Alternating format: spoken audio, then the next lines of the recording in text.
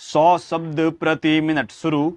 चुनाव में उम्मीदवारों की ओर से झूठे हलफनामे या शपथ पत्र पेश किए जाने की बढ़ती प्रवृत्ति पर चिंता जताते हुए अब संसदीय समिति ने कानूनी प्रावधानों को सख्त किए जाने की सिफारिश की है। विराम।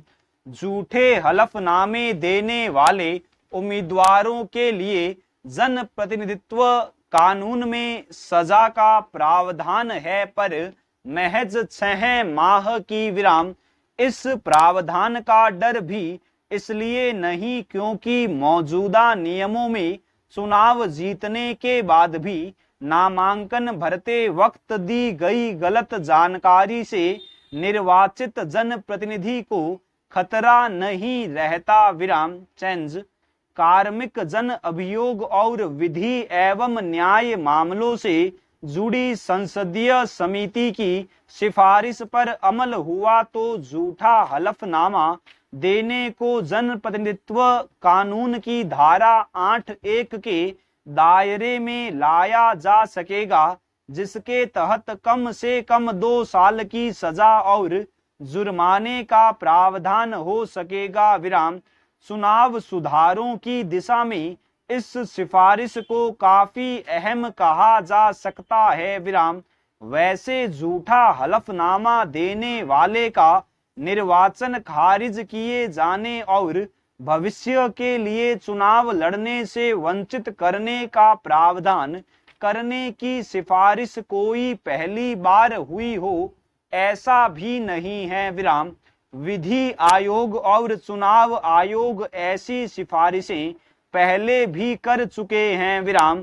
चिंता की बात यही है कि झूठे हलफनामे देने के मामले भी तब ही उजागर होते हैं जब जनता की तरफ से कोई शिकायत की जाती है। विराम।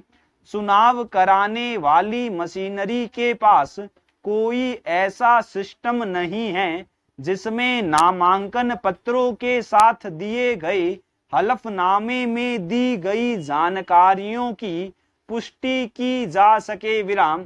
यह जांच तब और जरूरी हो जाती है जब कोई उम्मीदवार शपथ पत्र में दी गई उम्र, वर्ग, लिंग आदि की उस जानकारी के आधार पर चुनाव जीता हो जो सही नहीं थी। विराम। चुनाव जीतने वाले उम्मीदवारों की शैक्षणिक योग्यता की गलत जानकारी को लेकर भी आए दिन मामले सामने आते रहे हैं। विराम।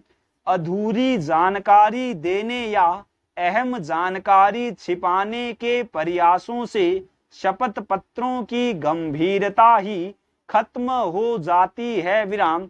इसके बावजूद ग्राम पंचायत से लेकर देश की शीर्ष पंचायत यानी लोकसभा तक के चुनावों में उम्मीदवारों में यह प्रवृत्ति बढ़ने लगी है तो चिंता करनी ही चाहिए। विराम। चेंज संसदीय समिति की इस टिप्पणी पर गौर करना होगा कि शपथ पत्रों में मामूली चूक को भले ही नजरअंदाज कर दिया जाए, लेकिन गलत सूचनाओं की गंभीरता के आधार पर सजा व जुर्माना तय होना ही चाहिए। विराम।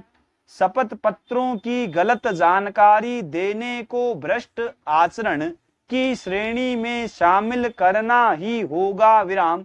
इस मुहिम को आगे बढ़ाने की पहल चुनाव आयोग को भी करनी चाहिए। पूर्ण विराम।